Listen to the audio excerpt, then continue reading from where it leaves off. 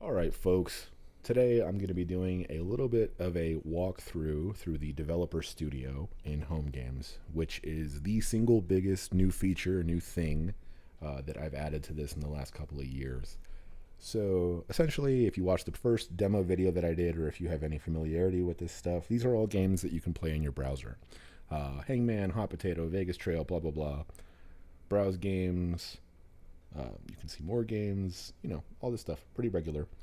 The thing I'm going to show in kind of a more just kind of walkthrough type of thing. I don't really have a goal here. I'm just trying to show you what this is. So the developer studio is where you can develop games, you can test games, you can publish games, and you can also share games while they're in development.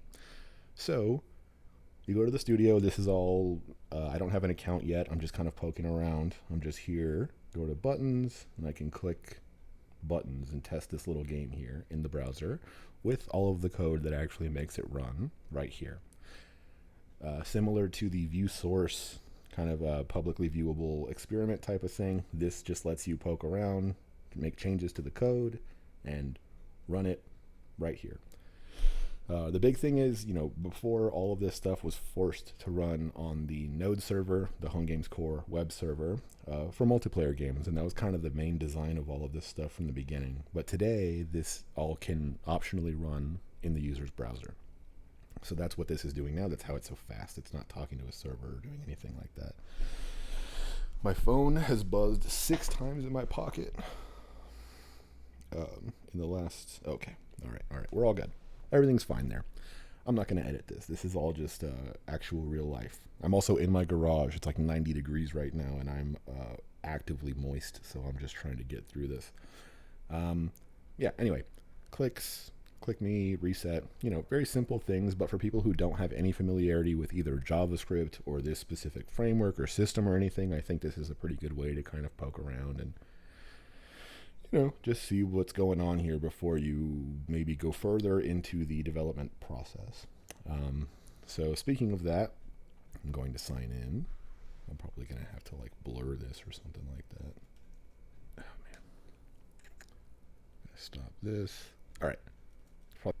Okay, I promise I just logged in. I just don't want you guys seeing my stuff. But anyway, this is now loading the same thing that I was on before, but this UI is a little funky. I have to kind of work on it, but my games. So a lot of this stuff is trash. A lot of these games I've actually published, but the thing I want to test today is this is my current new project, Lemonade Stand. Yeah, I don't care about that stuff I did before.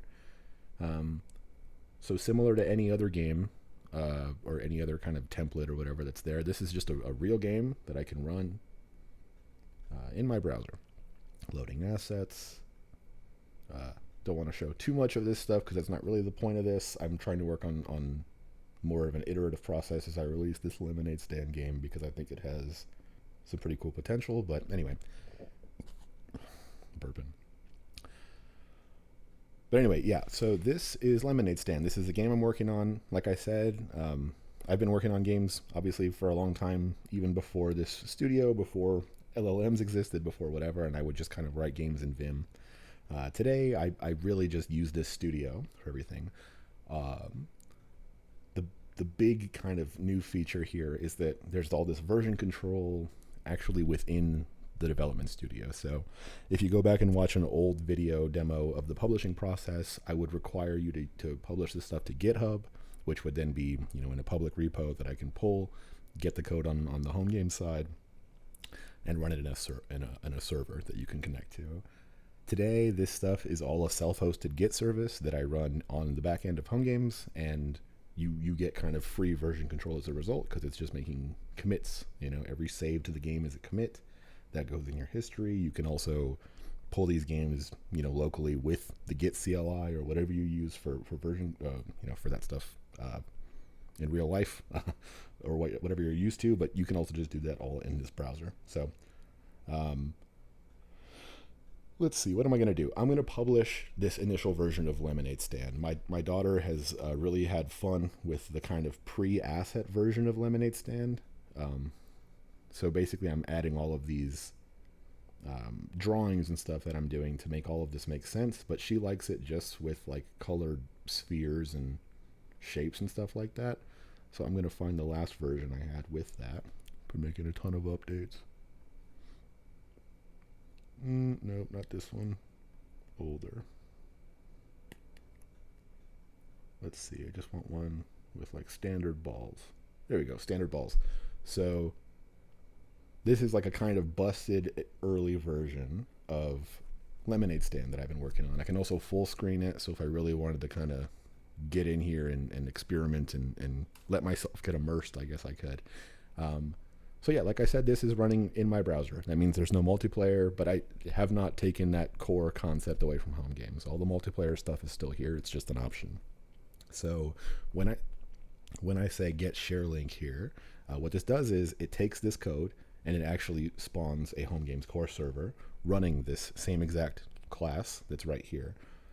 So like I said, it's running in the server and not on my client, which now gives us the multiplayer stuff. So I can click copy that link, a new browser or new tab, and now I'm playing, right? So from this view, I'm working on this game. I think it's cool. I think it's fun. I'm not really sure. I want someone to jump in and play with me. Copy this link, send it to a friend. We're playing an in-progress version of Lemonade Stand. And this just kind of works. It's obviously slower than it was before. This is like an optimization thing I got to work on. Maybe I don't want this to be multiplayer and I can go back to a local thing and just kind of test from there. That means that the session, oh well, it's still open over here. So anyway, I'm going to publish this version. I know that my daughter likes playing the version without drawings and without assets and stuff, so I'm going to keep this available for her to play. I want to publish it. I must have a thumbnail. All right, that's fine. I'm going to go to my settings. I'm going to add a thumbnail. Let's make it this, the lemon guy. These are all assets I manage through here. I upload assets and I get IDs. I can publish them to make them like publicly available. All of these things are kind of publicly available by nature of just what they are. They're just assets available on the asset server or on our API, I guess. But the public one basically lists them to make them easily findable by people. You can search, you can do all that stuff, but these are my assets that I've loaded. I'm going to make that, put the lemon guy, the thumbnail. Okay. I'm going to publish this version. Pending. We can just wait for that. Should take a little less than a minute or so. Homegames.io. See all games. I should now have Lemonade Stand somewhere. Yeah. So it's not featured yet. I don't think it's good enough to feature on the front page yet, but it is a game that you can now go and play offline. You can download it. I can make changes and publish more versions. All those versions are tracked here. Again, you can view source the same way. This is all no account, no whatever. This is just free and available. Pretty cool. Still working on stuff, but this is kind of more of a here is what the studio is, and I think it could be a lot more. I think it's a really cool thing, and yeah, there's a lot of stuff we can do with this, but please check it out. Homegames.io. Write code, learn how to write code and all that stuff. It's very cool. Thank you.